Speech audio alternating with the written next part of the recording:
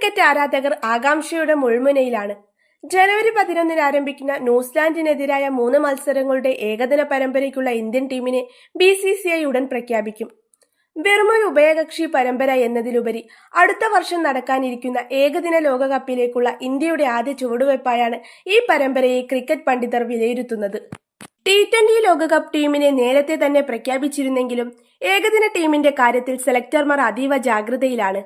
പഴയ പടക്കുതിരകളുടെ തിരിച്ചുവരവും യുവതാരങ്ങളുടെ സ്ഥാനചലനങ്ങളും സൂപ്പർ താരങ്ങളുടെ അപ്രതീക്ഷിത പുറത്താക്കലും ഈ ടീം പ്രഖ്യാപനത്തിൽ പ്രതീക്ഷിക്കാം.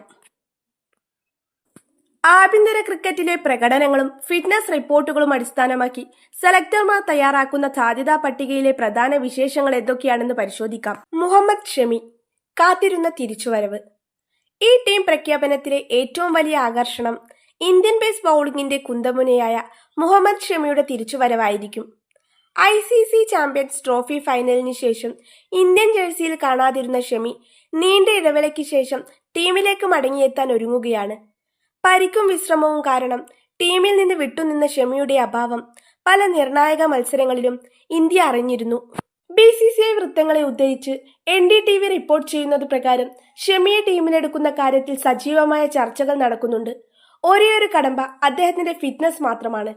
ആഭ്യന്തര ടൂർണമെന്റുകളിൽ ഷമി നടത്തിയ പ്രകടനങ്ങൾ ടീം മാനേജ്മെന്റ് സസൂക്ഷ്മം നിരീക്ഷിക്കുന്നുണ്ട്.